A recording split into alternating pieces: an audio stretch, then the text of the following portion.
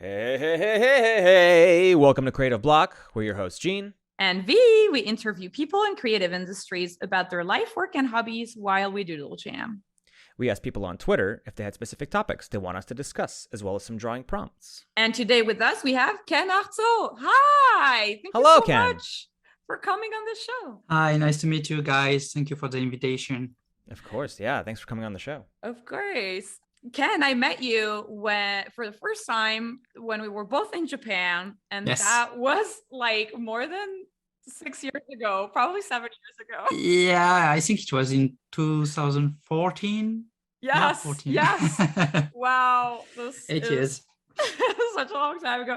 And what's really cool is that like I ended up going back to France and moving to LA, but you stayed in Japan and have been working in the Japanese animation industry for all this time. And there is so much that I want to talk about. But Yeah. first, I want to just kind of ask you really fast about your education and like your early life.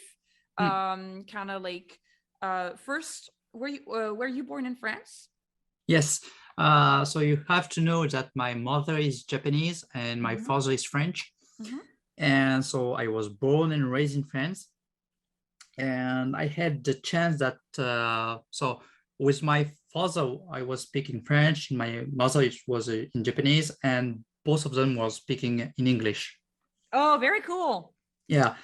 And but when you are a bit how I say child, you mix a bit the three of those language. So yeah, it was when I was in classes, I was speaking in Japanese to the teacher, so it was troublesome for the teacher. But yeah.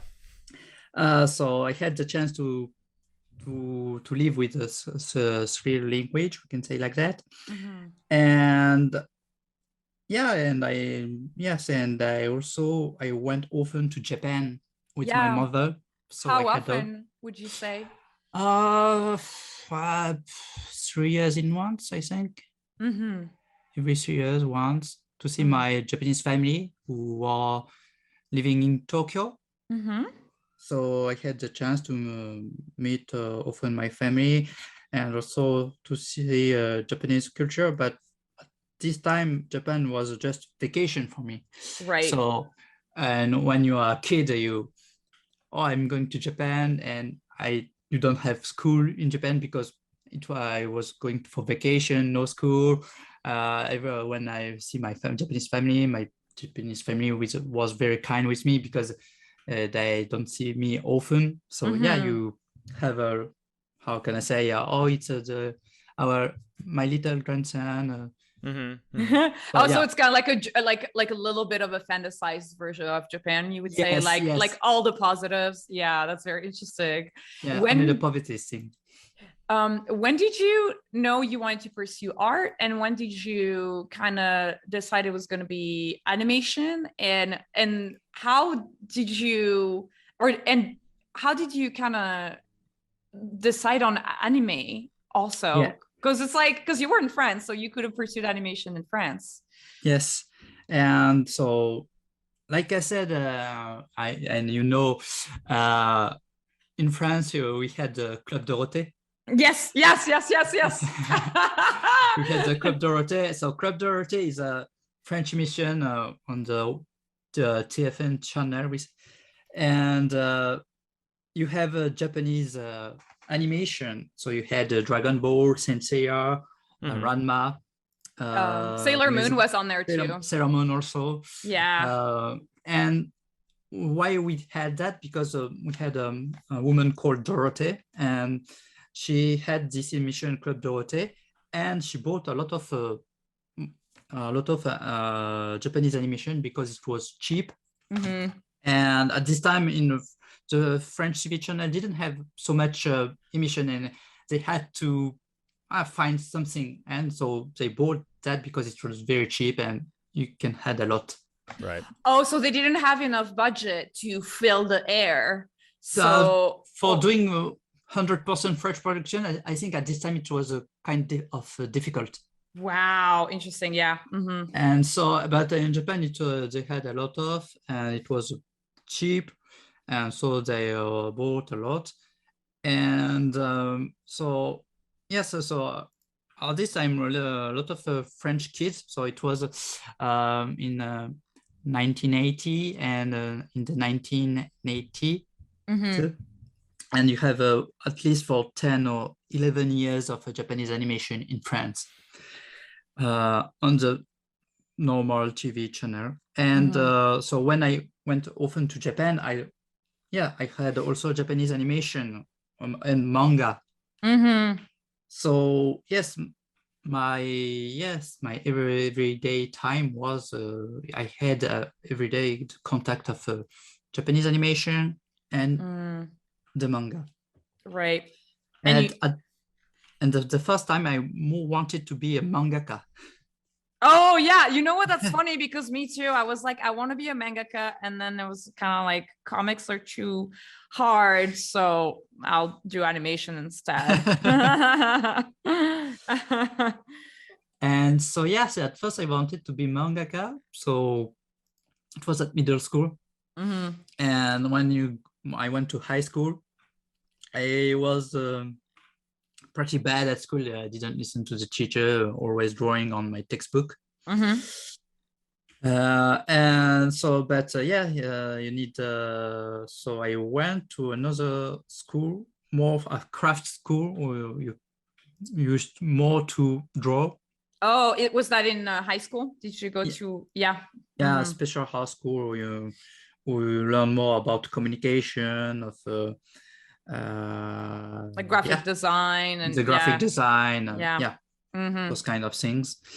And at this time I had some French young high school who liked animation, and I liked but for them the good animation. I didn't understand very well when they talk about good animation, because at this time I was watching a lot of anime, but what was very good animation? And so they showed me a lot of Japanese animation they liked, but it was moving a lot, like Furikuri, oh yeah, Mind Game, those kind of animation. Well, if I had the occasion, I will watch, but I didn't know of their existence. And at this time, I also met Ulysse Malasagne. Oh, really? Yes. So we cool. were at the same school. And so Ulysse Malasagne is one of the founder of La Cachette, a French animation studio. They animated for Primal and yes. Okay. Yeah. They're the French studio that animated for Primal, and they also had like a lot of amazing projects under wraps. They're really amazing. And at this time, Ulysse went to Gobelin, and he was, I think, the young guy who went to Gobelin. And so there was Ulysse Malasagne and also Alexandre Fage. And so it was a group of young high school who was very interesting in Japanese animation, animation of every kind of animation, but most was very interested of Japanese animation. So Alex Fage went to MK, and Ulysse Malasagne went to Gobelin. And at this time, I didn't know you had animation school. Oh, yeah. So so you have school where you can learn animation. Okay, I didn't know that, first point. And because also you didn't at this time have school about manga. And I think at this time, animation could be, how can I say, manga, you need to buy your manga and read it. Animation, you have just to watch it. And at this time, illegal streaming site, you had a lot of illegal streaming sites. At the time, we didn't have Netflix, Crunchyroll. So I was thinking, well, it's maybe better to do animation like that. Everybody can see animation, my work.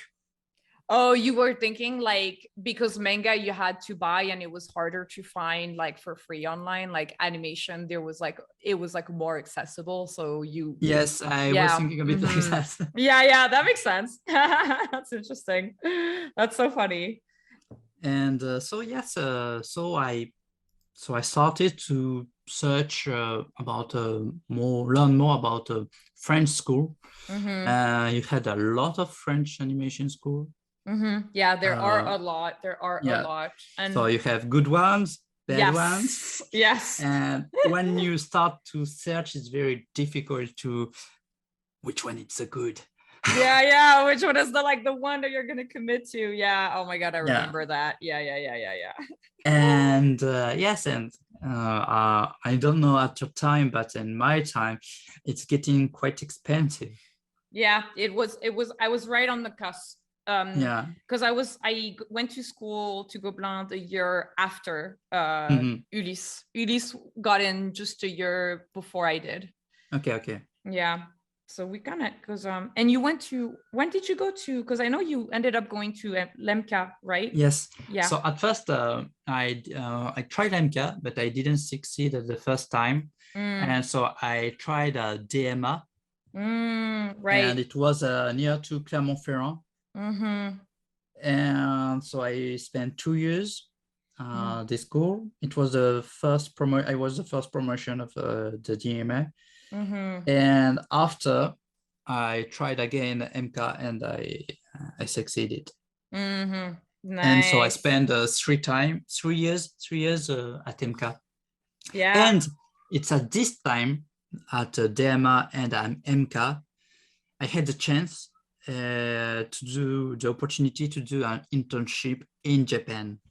How did that come along? How did you find out about the internship? So when I was at the DMA, the teacher asked us to do some internship in a studio, and Mm-hmm. I asked them if it was possible to do it in Japan, Mm-hmm.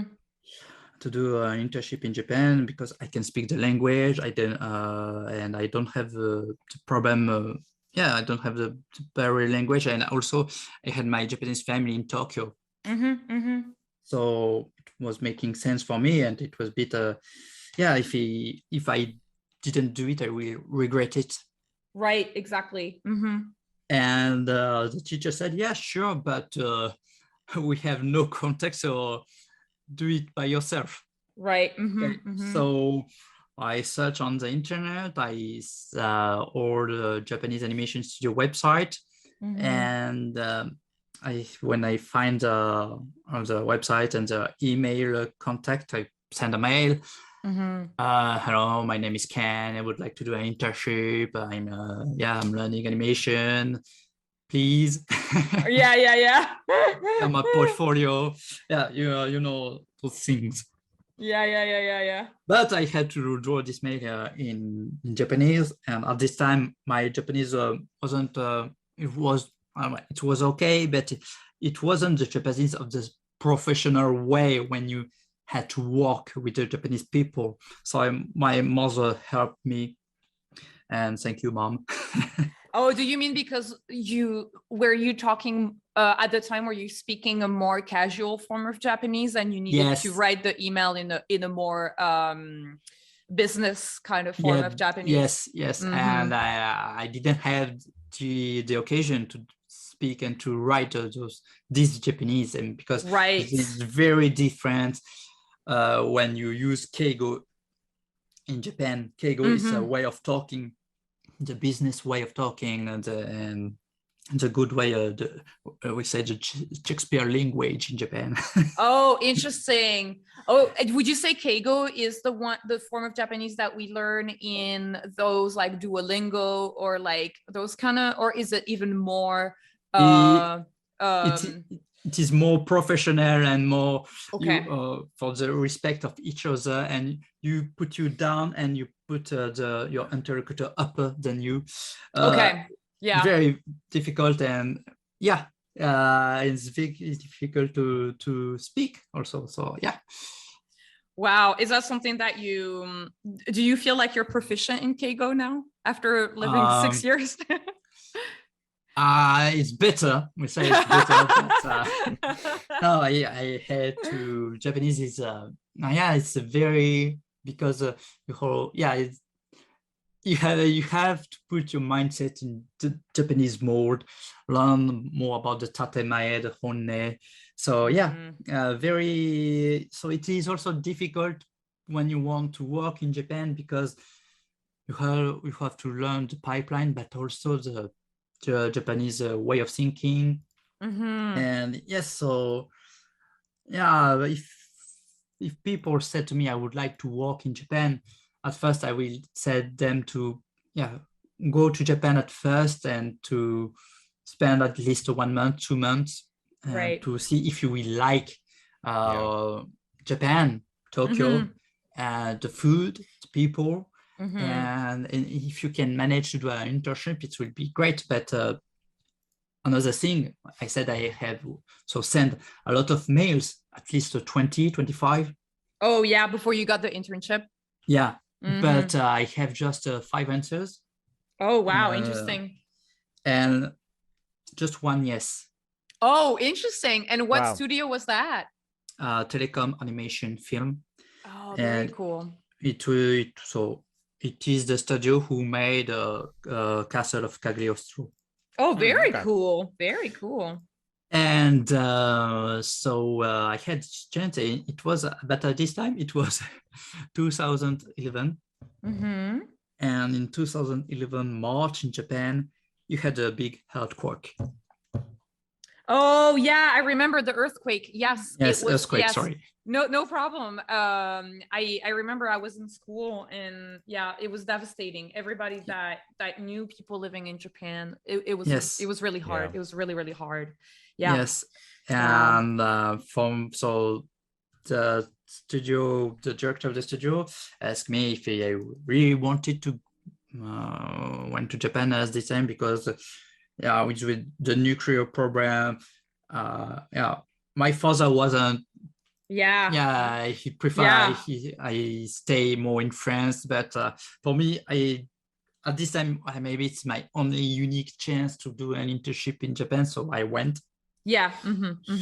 And I met a lot of people. It was my first contact with the Japanese industry, and it was how can I say, it was so big. I learned a lot of things, met a lot of great animators, directors. And I knew that at this time, so I started to do doga. So what's doga? Doga is the in-between step of the Japanese animation. So when you start to do animation in Japan, you start doga. So we write it like this. Whoa. Oh yeah, it's doga. And so it's the in-between step. And when you do at least 2-3 years, you become genga. And genga is the key animation step. And when you draw doga, do you have to draw clean or can you draw rough? What? No, doga is very so you clean the key animation of the key animator, and after you do the in between. So the doga, you have to be a clear line, beautiful line like that, so you can see not those kind of lines with you need this line more cleaner. And when you do the you put more the form, the line is very everything for Japan animation, because the line will how can I say make the matcha of if it's solid, liquid.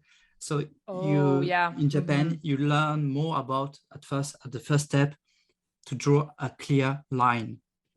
That's so interesting. That's very, very different from the Glenn Keane type of animation. Yes. Yeah, it really And it's so basically the opposite. Yeah. and so at first, the first step, so actually now you're drawing those beautiful drawings. And so we can say, so this is Kenga.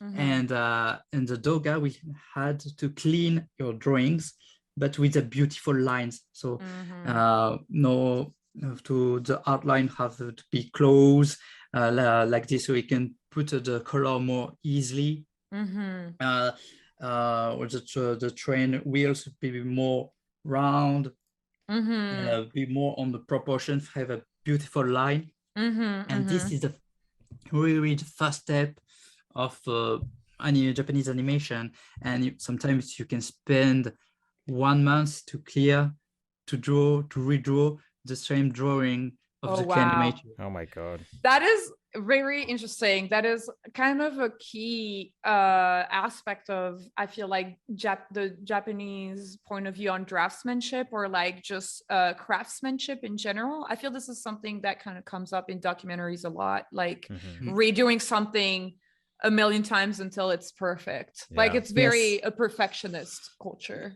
Yes, and yeah, like you said, do it until you succeed it. This is a very Japanese way. So you try once, okay, and it's more like so you do your drawing, and you're clean, and your senpai. So your senpai, we can say in English, the mentor, your mentor.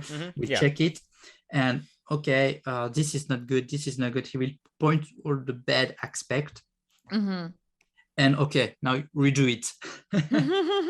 And so you redo it, and okay, this is good, this not, redo it, okay, and redo it, and okay, you're ready now. How long does that step usually take, or like on average, would you say, like that process, for that phase? For the clean, so it depends a lot of you. Because some people are not used to be clean, and they don't have the patience to draw a beautiful line, or to say to be meticulous, we say in English. Yeah. That's a good word. Yeah. And some people are more on the movement, rough. But the first step of Japanese animation, when you do Doga, you have to be meticulous and clear, and redo, and yes, to do the perfect line, because it will be the final line on the screen. So it is very important step. And would you say, like, for you, how long did it take you until you got your senpai to tell you this is a good drawing? So good drawing, maybe we say a good clean. Yeah. A good cleanup. And at this time, so when I was at Telecom, I think the internship was 2 weeks. So 2 weeks of preparation, 2 weeks or one month. I say 2 weeks, I think, yeah. 2 weeks of preparation of the line, and also with the in-betweens. So after you clean up the key animation, you have cleaned the key animation, okay, it's great. And now you have to do the in-betweens to do the illusion of the movement. And so you have the indication of the key animator, and you have to respect it. So the key animator is the Genga. And like I said, so if you have a drawing 1, drawing 2, so these are the 2 key poses. So you clean 1, after you clean 2, and when you have cleaned those 2, you have in between to do. And so the in between, so you have this chart, so 1, 2, and I would like an in between in the middle, and another in between near to 1, and another in between near to 2. And so you have to do those 3 drawings. And also, at this time it was on paper. Oh, right. Oh, interesting. yeah. Because now So you're not working on paper anymore. now I'm full digital. Well, Interesting. when I was at 4C, they asked me to do in paper, so I draw some paper. Interesting. Very So interesting. yes, so now sorry, I was talking about cleanup. It was all on paper and pencil. So and with the eraser, yes, so it's take time. And because when you know we have a lot of tools in digital, and you have a beautiful line, so like that, or you don't have the little scratch of the papers like that. And so I think it's more easier to clean up in digital than paper, because on paper you have to to train yourself to have the beautiful line that so it takes time to be a professional of the cleanup. But in digital you skip this step and you have already the beautiful line. It's interesting when you talk about the beautiful line. Is there like a Japanese word to say that? Is there like a single word to say beautiful line? No, I was just wondering.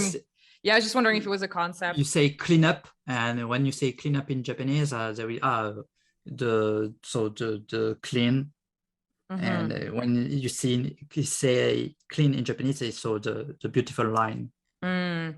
Do you mean also like do you feel like, because I know sometimes like in Western animation when people talk about cleanup, there is like a style, like either it's like all curves or either it's like all angles and like straight lines. Do you feel like that is more of a design choice, or does that sometimes go with the cleanup? It's so it's about the design. Okay. So when I work with the Studio 4C. Well, if you know about Studio 4C project like Mind Game or Memories, they have also the beautiful line and the edgy lines. Or when they draw the character, they are a bit more rough about their line, and they how to say they yes, the style is very different. Or I don't know, if you will draw a character, it will be so you have the line, but I will my line will be overcome over there, and right. And after time they will put some editing because to do this aspect of the line. Yes. So, and also for sometimes you have those kind of line, or you put a little more to be more bigger at the first and more thinner at the end. Right, like the weight of the line.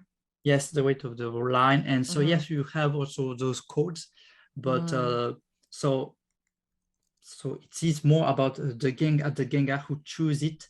For this kind of lines, it will be more for the design, or maybe for speed lines when your character is moving fast. If you want to put a speed movement on your object. If you're watching this, if you're listening to this in the audio podcast, highly recommended you actually watch the video one on YouTube. Yes, sorry. No, it's great. Yeah, it's when we have a visual guide. Yeah, when we talk about animation and drawings, it's better to have you need visuals. Check us out on YouTube. Yes, please. That's really great. I was going to ask you also, so when you were doing your internship, were you doing all doga, or did you end up doing a little Genga? So for my first internship at Telecom, it was Telecom. It was 3 months, and it was a full doga. But I had the chance to do a doga on paper and doga on digital. So they taught you both. Both, yes. Yeah. What software were you using? I'm just curious. A software that doesn't exist in Western. Oh, okay, no problem. Very interesting. It's like a Reta Studio. Very interesting. Because that was a question somebody asked: is what software do you use to animate? But it sounds like it's something that people in the West So would they have have access. for the cleanup, I was using Retos at this time. But for Genga, we are most of the 80% digital animator in Japan are using a Clip Studio. Okay. Interesting. Okay. I think Clip Studio is more, I don't know, I cannot draw very well. Clip Studio. And yes, so at first it was more like a Photoshop software. Yeah.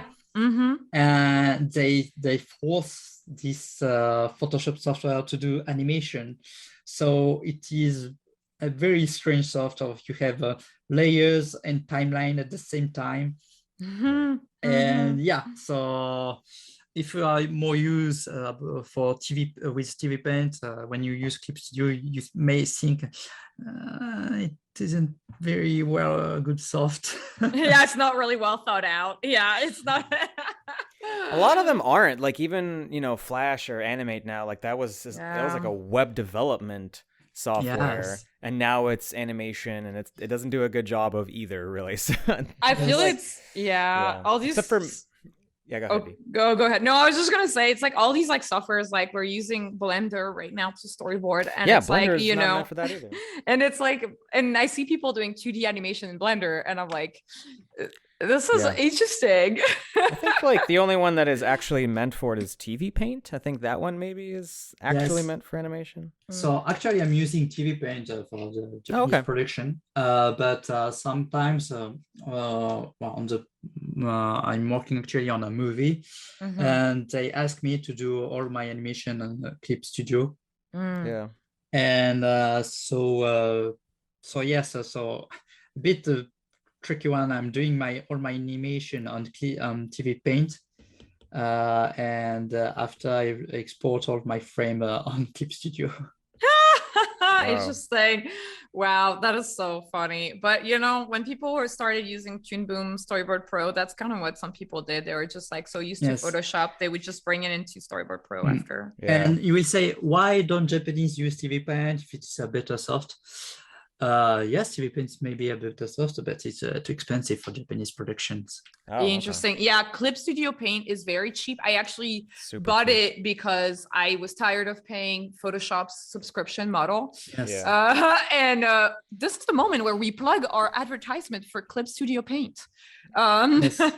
I think if we think in euro, it will be It's like- 240 euros, like that.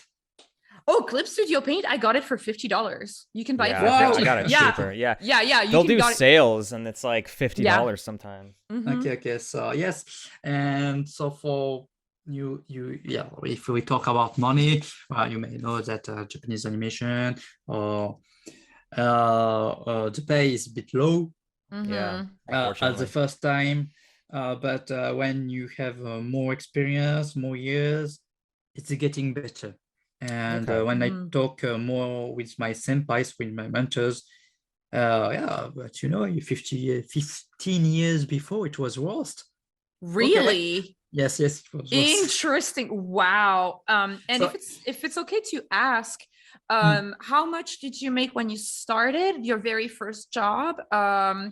And also, how were you paid? I thought I remembered being paid by the frame, but maybe I remember wrong.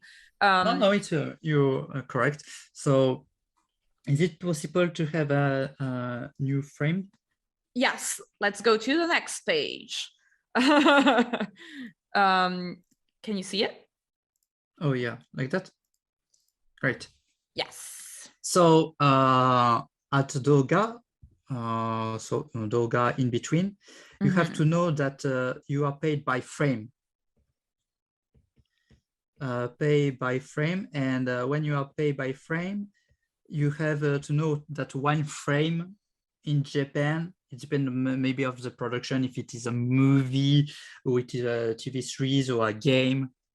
But for the normal TV series, it would be around €2.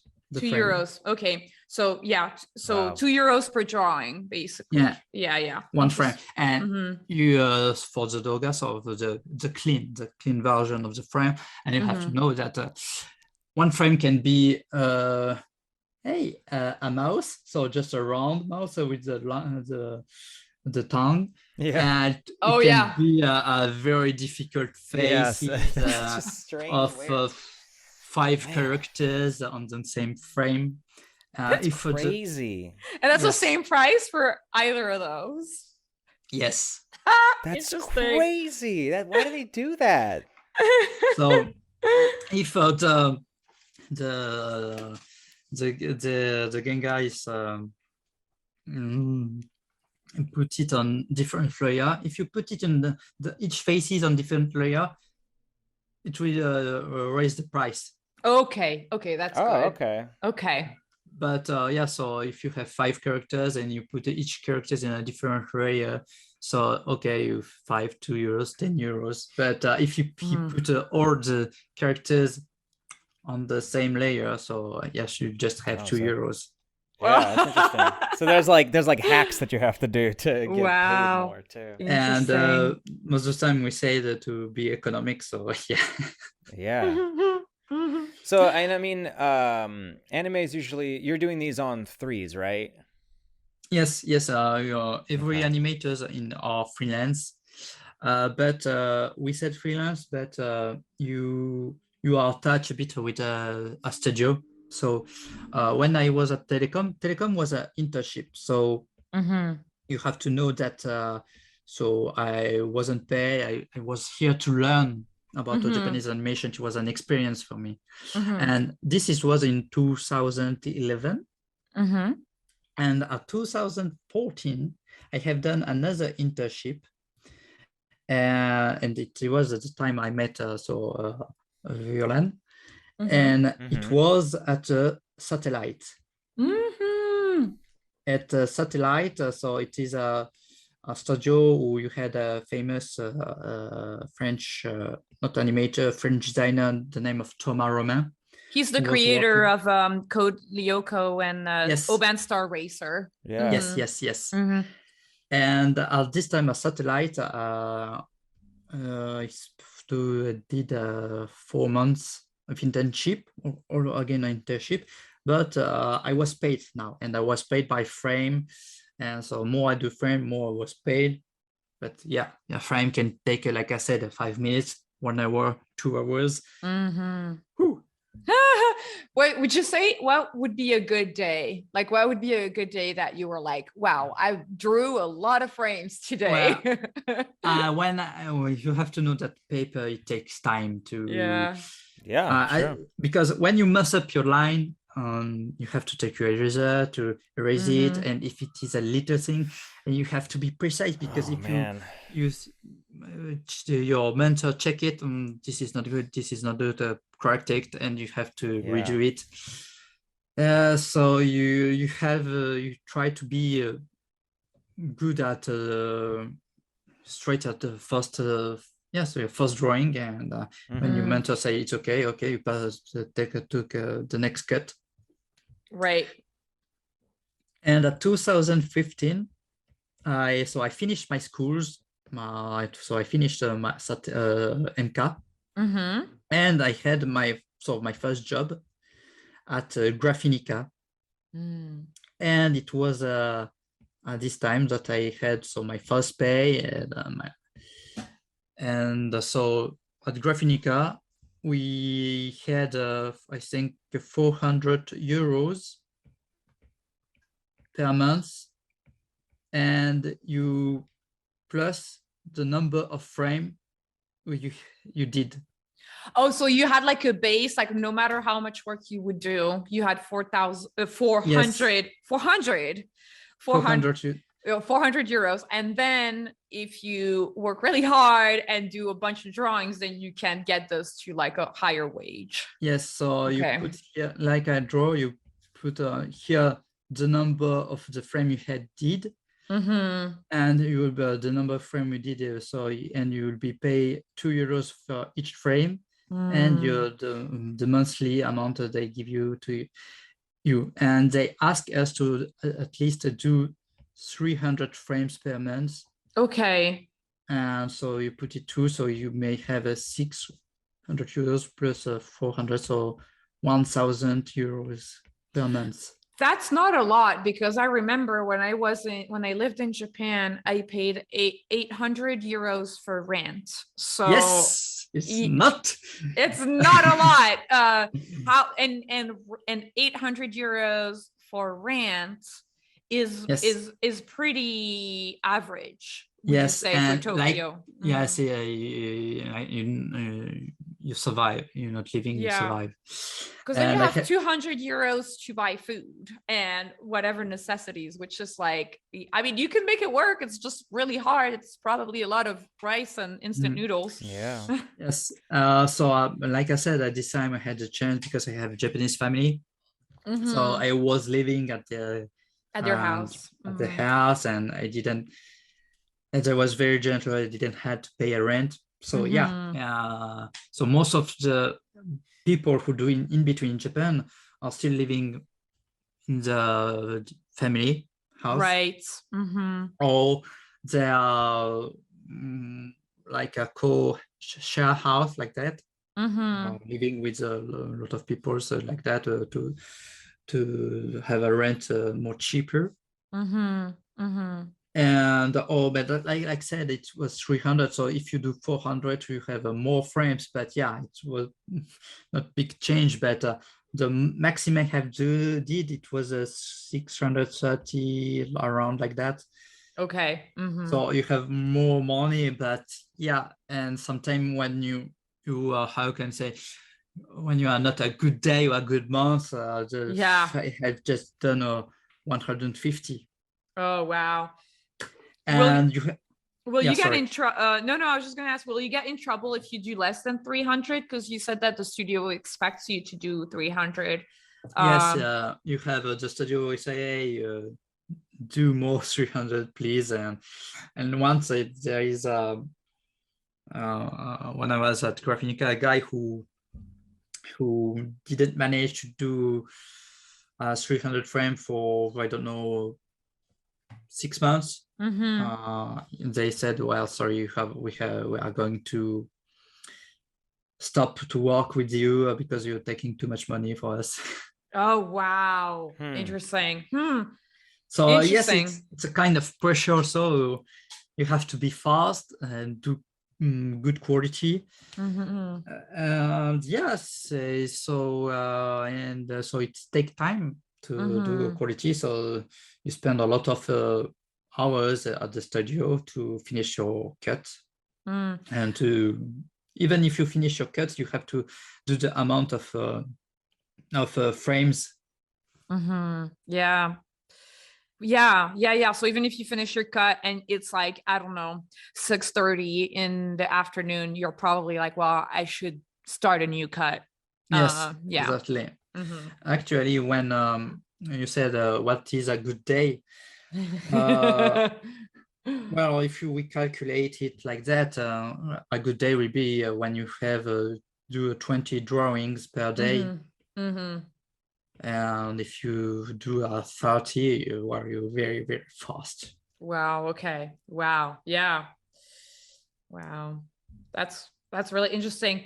And so you started with your first job was also Doga. And how long did it take for you to transition between Doga to Genga? So at first, we had Graphinica. You had some test they put some exercise of Genga, and you have to show to your mentor, and they will show you what was good on your Genga, what was bad, and to do it better for the next Genga exercise. But at this time, Graphinica was a bit changing, or when I say changing, that they was sending all the in-between in China. Interesting. And why they do that? Because like that, while China are fast, but fast, but depends of the quality. Yeah, they gave back. So the drawing, the in between was all done by China, and after we do the correction of the China in between. So maybe you just redraw the eyes, the head. Also, if the quality is very, how can I say, bad, so you have to redo it. Yeah. And so it wasn't, how can I say, I didn't like it because I have to correct the in between of somebody else, but I don't do my own in betweens. Wow, interesting. Yeah. You don't really have ownership of any of the work anymore. Yes. And so Graphinica was taking this type because they want to have more money because China was cheaper, and so like that. So no, and so at this time I knew Eddie before, so Eddie Mehong, and Eddie Mehong, who this time at Graphinica we are doing the in between of a project called Ether. And it was a short film for Crunchyroll, I think. Yeah, Crunchyroll. And the director was Lucien Thomas. Very cool. Yeah. Lucien Thomas. And he's American, I think. Yeah. Yeah. And and at this time, I can help for the communication also. And so Eddie Mehong asked me if I wanted to come to Yapiko, a French animation studio and half Japanese, we say like that.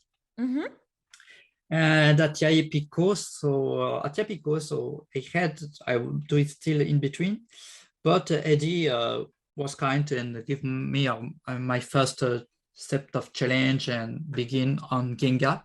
Nice. And at the same time, at Yapiko, you had a famous animator named Shimizu Hiroshi. And Shimizu Hiroshi-san was an animator at Ghibli. And he have also done the character design of Megalobox and Michiko to Hachin. And so yes, he's a good animator. So I was doing my animation, my earth. When I finish it, I show it to Shimi-san. Shimi-san could correct some corrections. He said me what it was good, what it was bad. And I had to correct it to do it a better version.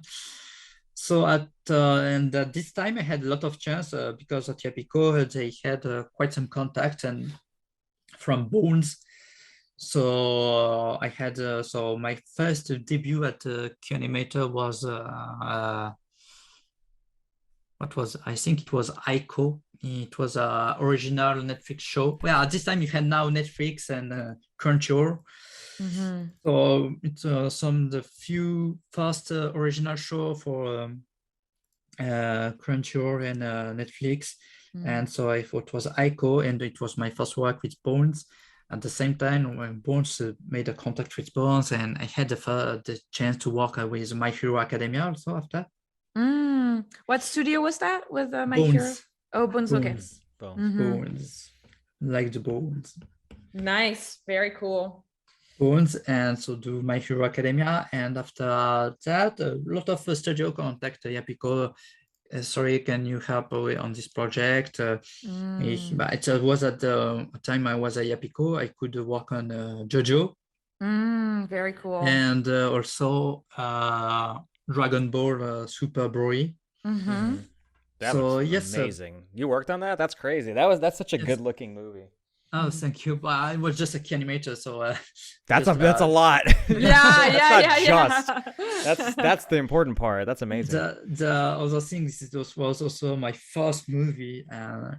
Yes, it was kind of pressure, but I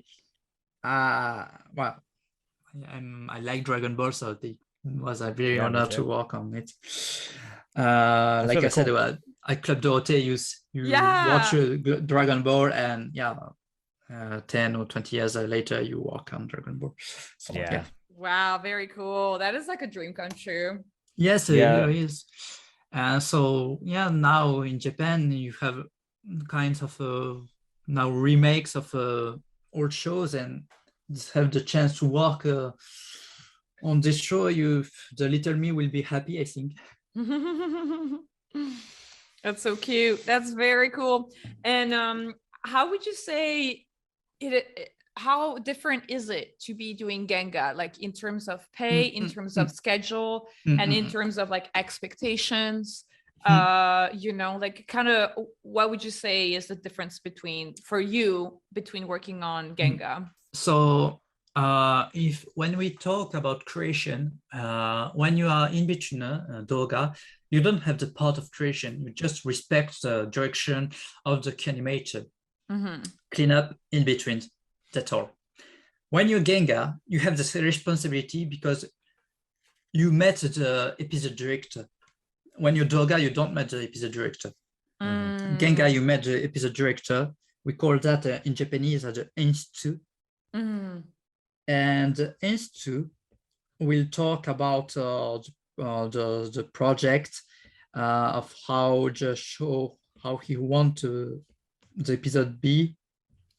And also he will talk about your scene. So once your scene, you are going to work and be like just 5 cuts, can be 10 cuts, 20 cuts, or 50 cuts. But don't worry, we managed to give you more time. And so if you do 10 cut, and your pay will be by cut. Interesting. Okay, so it's not by drawing anymore. It's not by drawing. So so the institute will talk about his vision, how about this scene, about the character, and more about the direction he will want, the expression. And he will explain, well, on this cut, I want an in, after an out. I want a choreography of battle scene. And for this cut, you are totally free. Surprise me. Wow, that must be so scary when they say that. Yes, it can be very scary. And sometimes, it depends. You have a lot of kind of institute for episode director. Those who I know what I want, those I know what I want, but for this part, I will give you freedom. And those who are very strict and no, I want this vision, so put it in drawing. So you have a merge, but when you receive, you have also the storyboard, and the storyboard can be a lot of different kind of drawings. It can be drawings like very, very beautiful, good proportion, or you can say, hey, the layout is done. But now, and you have those, how I can say, potatoes, or you have the character. Hey! And this is the board, one frame of the board. Interesting. That's so fun. That's so interesting. So because you worked with so many Anjutsu, that you have seen all the different styles, and they usually do the storyboards, right? They direct the episode and do the storyboards, or do they hire a storyboard? So you have 2 types of the institute who will do the storyboard, and the one who will do the storyboard, and after it will be a different institute who will do the direction of the episode. So it's better to have an institute who have draw his own board, because like this he's really his own direction. Or sometimes institute who he's very good at for storyboard, and he's too busy, so the episode director will be a different guy. It's happened often also, so yes. But so when you see about Conte, with the storyboard in Japanese, we say Econte. E Conte. why don't you draw? That's so interesting. That I don't know. I'm gonna finish it for you. Thank you. Ikonte. I'm just missing a letter before the K. It's E. Ikonte. Ikonte. Just like This this? is yes, No. yes, Ikonte. No, No, two E. No, just a single E. when it will be okay. Okay. Ah! Teamwork. All right. Ikonte. Wow, y'all have to watch the YouTube video to see Ken and I trying to write Trying to Ikonte write- on the trying to write a on the word. Jamboard. Okay, so Ikonte is the name for storyboards. Okay. Yes, and so for the Ikonte, you have a lot of kinds of drawings. The most I think the beautiful Ikonte I may seen was the movie I'm working actually. Sorry, I can say the name. Sure. And the movie I work at Studio 4C, and the content was wow. It was an original show, and sometimes I think a content the storyboard is very important when you have it's original IP. It's not an adaptation of manga. When it's an adaptation of manga, it is stronger for, I would say, for, hey, if you are a fan, or I would like to work on it. So, but when it's something different, original, you don't have the power of the manga to, oh, I want to work on it because I like this manga. You have nothing. So the account will be, how can I say, the seller to the way you, oh, I want to work on this show or not. Also with the design. Interesting. So do you feel like they have to have the Ikonte finished before getting production started on an original movie? Not finished, but at least Ikonte with some good drawings, good cuts, a good angle, good scenes, something that, what is that? I want to know more about that. And on the project I have worked on 4C, at first, what is show? All the character, oh, it's not bad. And I see the Ikonte, wow. Oh man, it's very, very good. I would like to work on it. So I think as a key animator, when you see a good storyboard, I would like to animate this scene. And when you have a Conte with those, I say, potato faces, well, it's in my case, okay. Yeah, it's like a little harder to get excited. Yes, I think, but I think it depends of a lot of animators. But in my case, I'm a bit like that. So that's interesting. I think for America, the Conte is like you do more animatics, I think. It is. I feel like this is a step that is so different between Western animation and Japanese animation, is that storyboards are, they can be so different from a show to another. Sometimes you have storyboards that are basically animation. Sometimes you have storyboards that are, like, for example, the show that I'm currently working on, it's all in 3D. Like it's all, we don't really draw that much. It's all like posing out characters in 3D. And then so it's kind of layout. It's sometimes it's layout, sometimes it's animated, and sometimes it's much more sometimes it can be beats, story beats, but that's becoming very rare. It's becoming very, very rare. It's interesting because it sounds like from what you're saying, in Japan it can be closer to beats, to story beats, where it's just like a single drawing for a cut, right? Yes. Because yes, like I said, so I see beautiful content, and so a content more rough, very rough like that. Or maybe I have the brown and the eyes, the ears. But yes, but you sometimes it is very difficult. Where is the eye level? Is it here? Yeah, I don't know, man. because you don't have layout. You know, the Genga is layout also Yes, on you top have of to know animation. that the Interesting. animator in Japan have to do everything. When I say everything is the layout, so you have to do the background, you have to do the do the pausing, the rough animation, and the FX animation, so wind, fire, thunders, water, smokes, and the acting. So yes, it requires a lot of skills in one animator.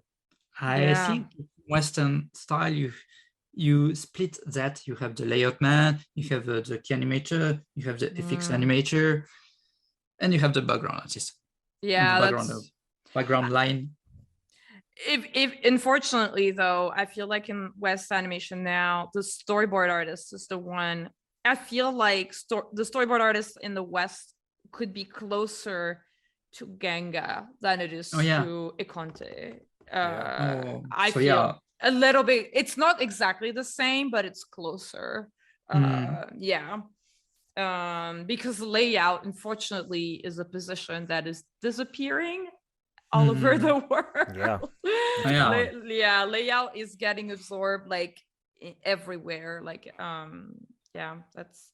But you know, technology is a part of the reason why this is happening. So Well, you have to know that Japan is a bit late about that. We talked about it before we went live, but how has the pandemic affected the animation industry in Japan? Yes, so like said, most of the animators are freelance, so they come at the studio or they work at home. In my case, when I was working at Studio 4C, I was coming to the studio, and the pandemic, well, wasn't, I think, if we compare to other countries like Europe or America, you had some peak, but it wasn't that high than Europe and America. We think maybe because the Japanese was more used to mask and not how to say handshake. They don't have handshake in Japan. Yeah, definitely. And so yes, so well, when there was a peak, they asked me to work at my place, and that was okay because now even if you are paper digital, well, if you are digital, you just have to send a mail to your production assistant. But if you are on paper, well, they came with in a car and to take your cuts. Oh, okay. The old way. Just like in the Satoshi Kon. Yes. I always forget. It's not Perfect Blue. Paranoia Agent. Exactly, that one. Paranoia. And in Golden Boy, there's a scene. So yes, you have the scan, but most they had a big problem was with the seiyuu. So seiyuu is the vocal. When they have to do the record of the voice of each characters, because I think they do it with the old voice actor at the same time. And so and when you have to do acting, you have to sometimes scream. So it's so with the mic, and you can, I think the corona spread are more easier with the voice actor.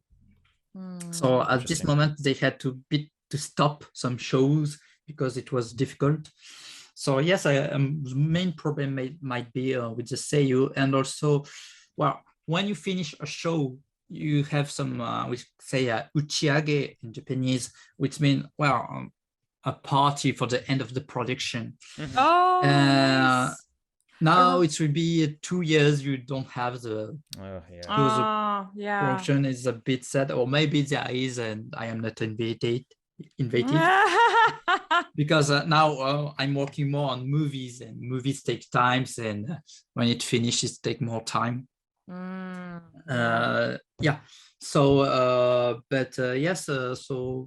Yes, I think there is more, how can I say, parties with each studio, I say, or each production, because they try to avoid the COVID.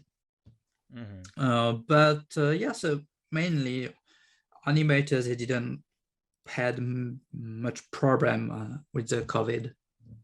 Do you feel like how does it feel like right now in Japan in terms of the pandemic? Does it feel like it's kind of people are starting to come back to the office, or is everything still work from home? For actually, so I'm working for a movie that they don't have place at their studio, so I'm working at my home. Okay. It will be at least for like now 5 months I'm working at my home. And yes, so sometimes it's good to work at your home because you don't have the train, the bus. Yeah. Right. And so you save some time because Tokyo is quite big. And yes, sometimes when you go and you go back to your home, it can take easier 1 hour and a half. So when you think like that, oh man, it's 1 hour and a half that I can put on my work. Right. So yes, it's now. So I like to work at my home, but the different things is you cannot meet as animators because at Studio 4C, I had so yes, I'm sorry. So I was at Yapiko. After Yapiko, I spent 2 years at Yapiko, and so I wanted to change to another studio, and to the other studio, and it was a Studio 4C. And at Studio 4C, I met amazing animator, and amazing director named Aoki Yasuhiro. And he had work on Sailor Moon, so you might like Violin. Ah, very cool. Very, very cool. Aoki Yasuhiro-san, and he was very kind with me. And when I had a problem with my drawing, he would take me above, and we spent 1 hour to talk about what was a good drawing, a bad drawings. That's and cool. With a lot of words, they not this is bad, this is bad. He explained me what was bad and how to put it more good. And nice. with a lot of the drawings, what was put more direction on your face, more the volume, how you have to find it, and little tips that yeah, I know that, but even if you know it is difficult to put it on your drawing, because you have, I think everybody as an illustrator, animator, you have what you think.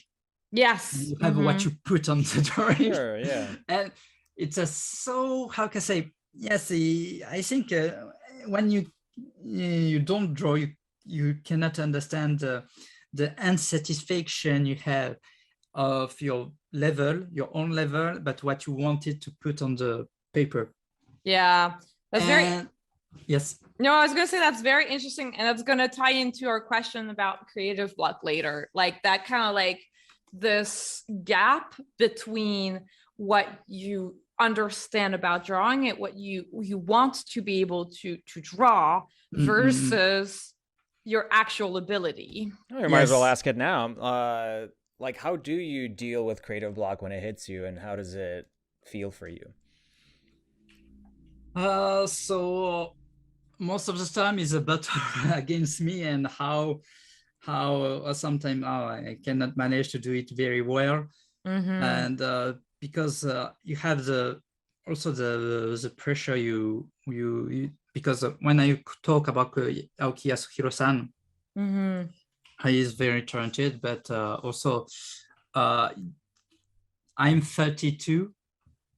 His experience of the Japanese animation industry is 32 years. Wow. Oh, whoa. But what a great thing though, that like you have this like well of information that he's so eger to share. That is so nice, because not everybody is. Yes, completely. And so it was so like with his inspiration, taking time to talk about the faces of the angler, or how to put more forces on your faces. And also because when you are Gengaman in Japan, you have to think for the camera lens. And it is very difficult to think big angle or narrow angle. So if it's a big angle, how your character will move in the space. A lot of things where you have to put on your head. You know those rules, but to put it in the drawing, plus the movement, plus the acting.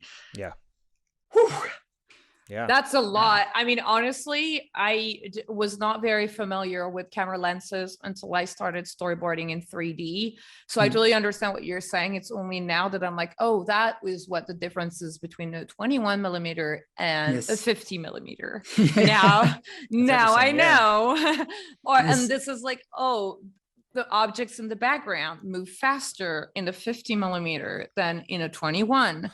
And things like that you have no idea of if you don't work with camera. And I can see how extremely complicated and extremely precise it is in anime. And I think that's why people, and I think this is something, because okay, to go into a broader discussion, I hear a lot like execs or people in animation saying, well, anime performs better. Audiences like anime better than Western cartoons. And that is because, and I think it looks more real. People feel that it's more real. Right. It's more grounded. And one of the reasons is not only that the characters are more realistic, the backgrounds are very realistic, but also that the camera lenses make it feel like it's a real movie, like a live action movie. Yes, definitely. And it's a good point you have put, because in Japan, you have the golden age of the photorealist with Akira, Memories, with the magnetic rose, stick bomb. You have also movies, Jinro. And the movies of Kon Satoshi. And I think Kon Satoshi and Katsuhiro Otomo have put out those base of the photorealism. Yes, it's really real, but also because of the lens of the camera, of how they think. And if you set this lens, well, the movement will have an impact with the lens. So if it's a wide lens, you cannot have those kind of movements, because you have to stick with this lens. So you have to, and also with the size of the background. And so sometimes when I do my layouts, well, I'm happy now that on the iPhone 11 we can change the lens now. Oh, really? Very cool. So yes, well, it's just a little bit. Now I do some experience with some figures I have to. Okay, if I have a right lens or a 20 millimeters lens, what will be the difference? So okay, the difference will be like that huge. Okay, and yes, sometimes you have to do some tests with your own camera. Yeah. Oh my God. Have you ever thought of implementing 3D in your pipeline for that kind of stuff? Or? And I think, yes, that's why now more Japanese are using Blender. Interesting. Blender, because you can draw at the same time and put the camera. So, and Blender is, you don't have to pay it. Yes. Yep. That's the main reason why we're using it on my show. Yes. And I think that's why more Japanese animators are, it's free. Yes. Interesting. Very interesting. So you have a H2 episode director in the name of Gosho Zono-san, and who is using quite a lot of Blender. So you have the show named Jujutsu Kaisen. who he was the episode director of episode 17. Mm-hmm. Episode 17, and also of Ranking of Kings. Oh, I love yeah. the show. It's Yes. so beautiful. And I think he was the episode 21 when he fight his father. Mm. And he had done a lot of tests with Blender. Very interesting. Do you know his workflow a little bit? Have you worked with him? Never. I already met him. Mm-hmm. And I have a friend named Claire Launay, a French animator, who is working at a WIT studio, so the studio of Ranking of Kings, who have already worked with him. She said to me that he's a guy who touched everything, who he experienced a lot of things of digital new techniques and do it more and more. And so yeah, he's I think for the next few years later, he might be a director, and I think we have to pay attention to his work because we might see great things. Oh, very interesting. Very, very cool. I love that. That's great. We had some questions from Twitter that I'd love to ask. Yeah. From @Hirona101, are there any other manga or your own personal projects that you would love to see adapted into anime? Well, actually, not for at least. I'm working in Japan. I have zero original project of my own. I'm just an animator, and yeah, I like to be animator to have the vision of the director and to put my little vision, my little participation to help the vision of the director.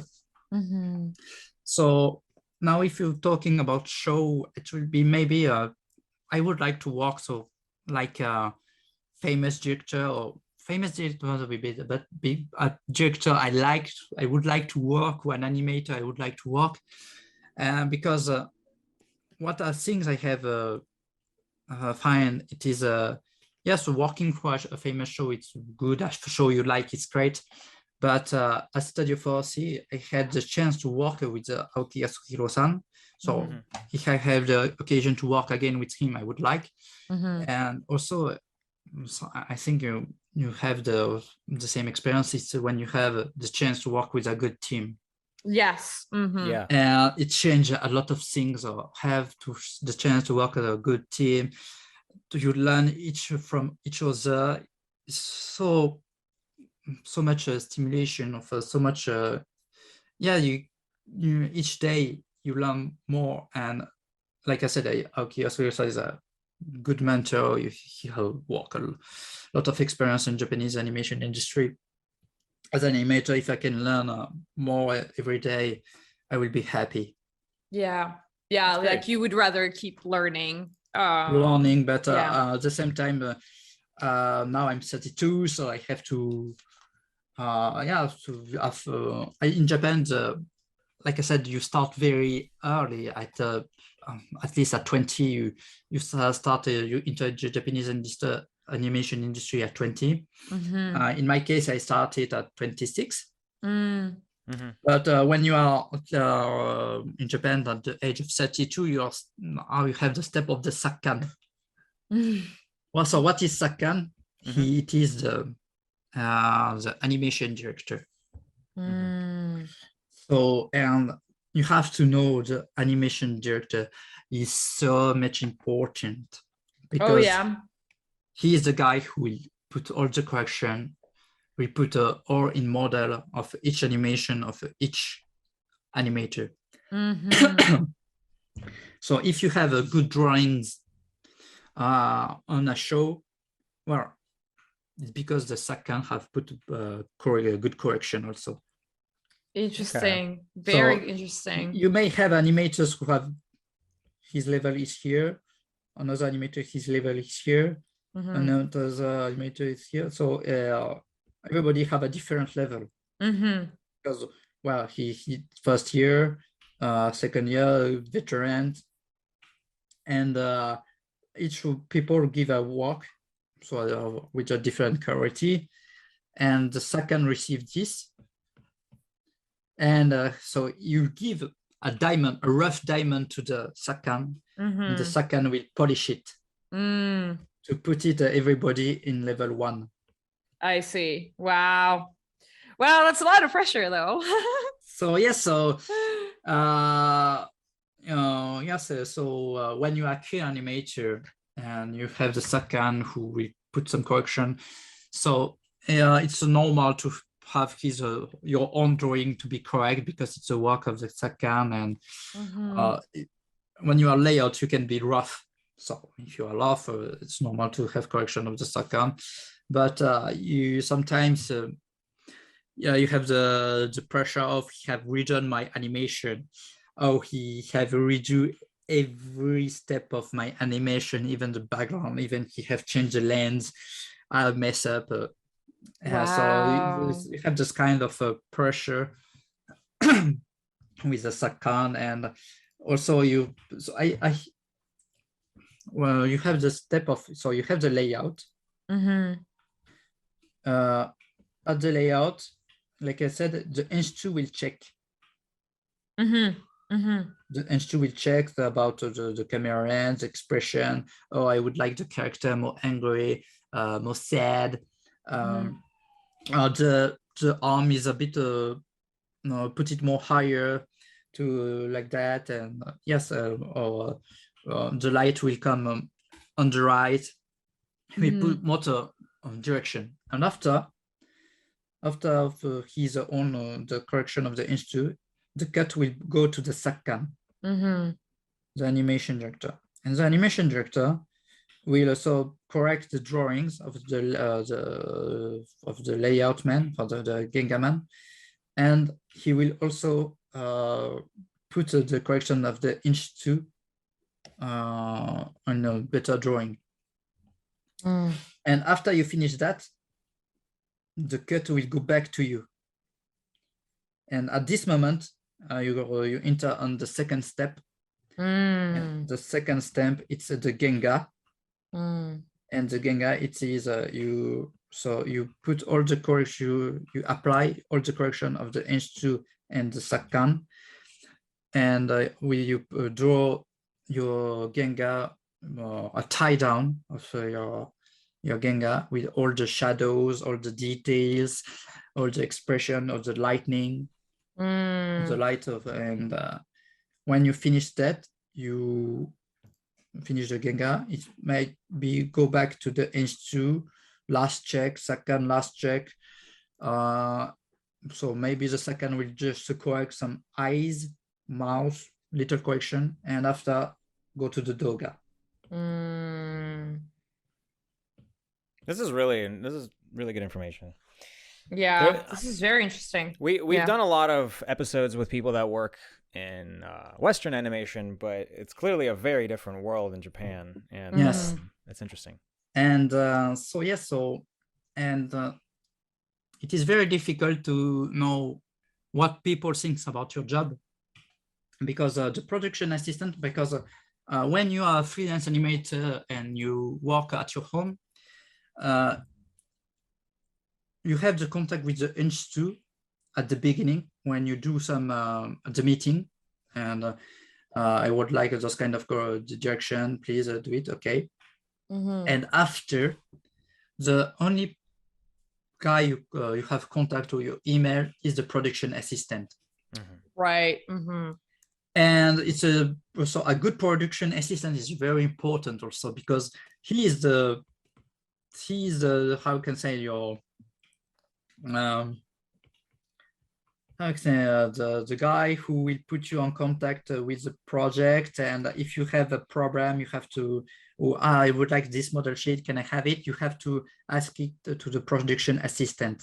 That's similar here, I would say. Yeah, it's like the communication is key. Yes. And it's like, if they're very good, they make your life so much easier. And if they're okay, then your life is a little bit harder. Your life is harder. Yes. Yes, and you have a lot of kind of production assistant in Japan, good, bad, And also when I say good bad, you have also good bad animators also.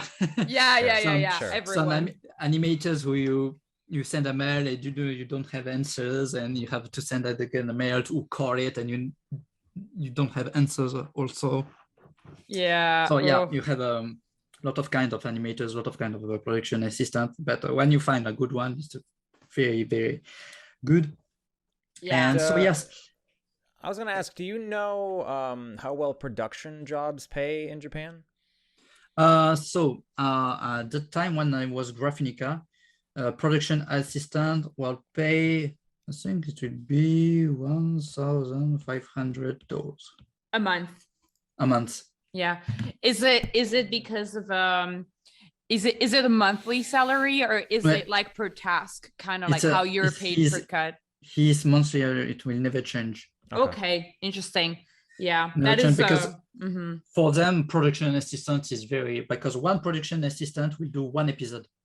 Okay, interesting. And yes, but you have to know that nowadays, when you have an episode, a series, you have one cool, two cool. So one cool, it will be a 12 episode, and a two cool will be 24 episode, or 26, it depends.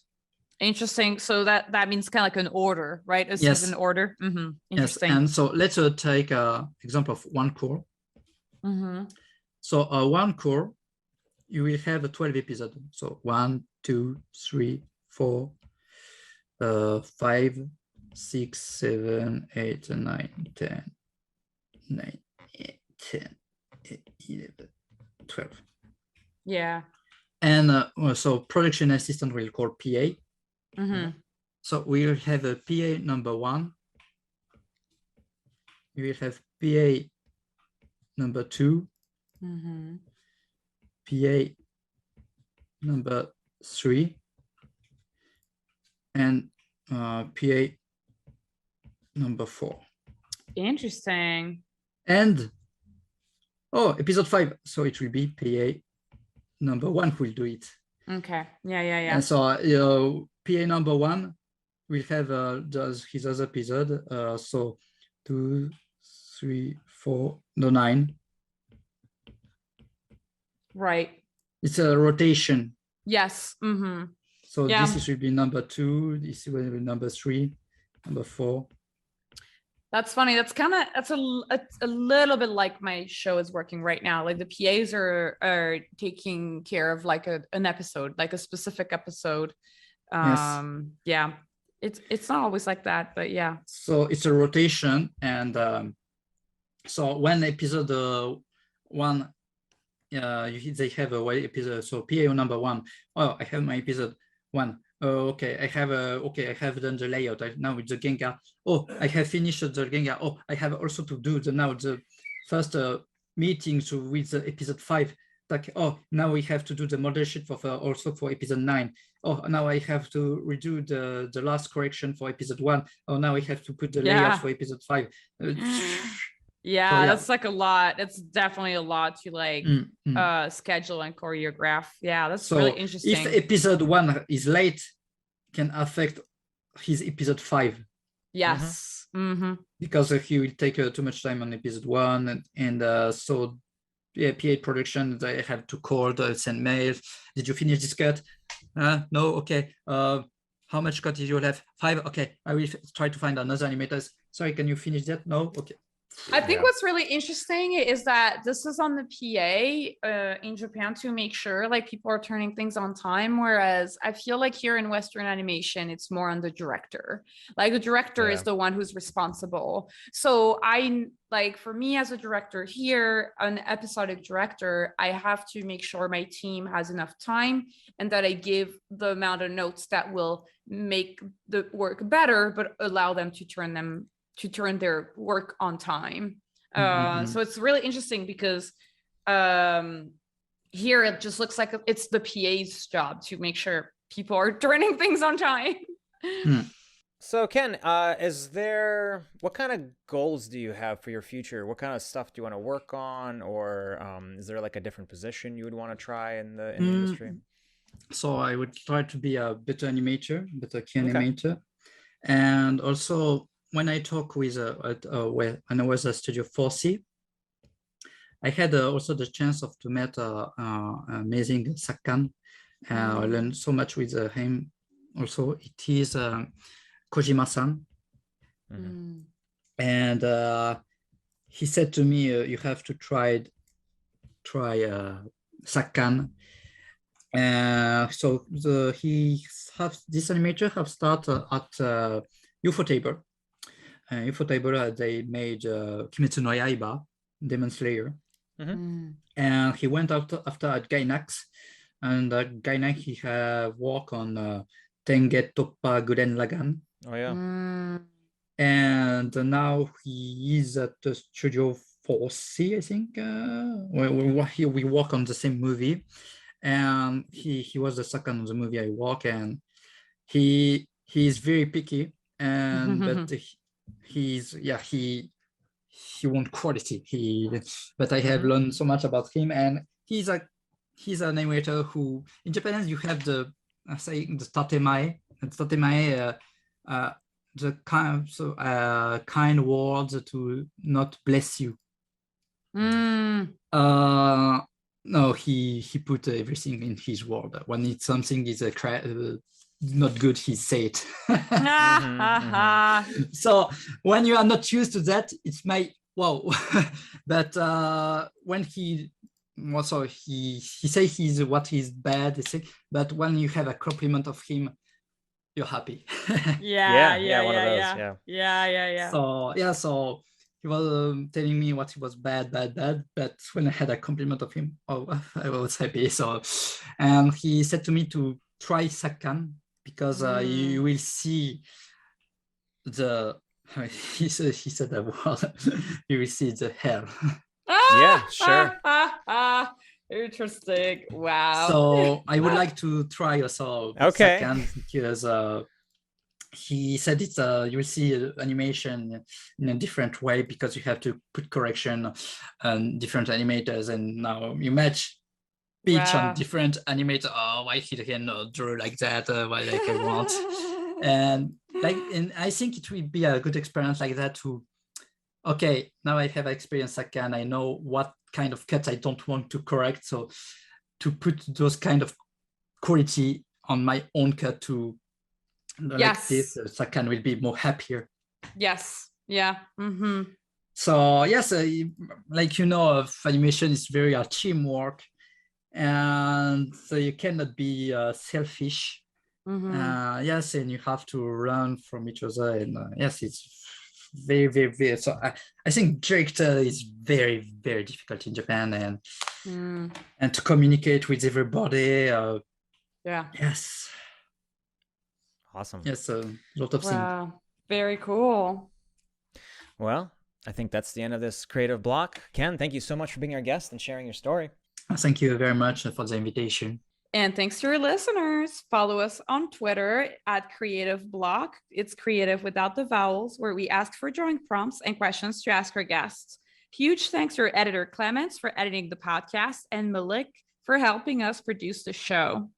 If you love our show, then support us on Patreon. Becoming a patron gets you early access to interviews as well as bonus episodes. Click the link in the description of this episode.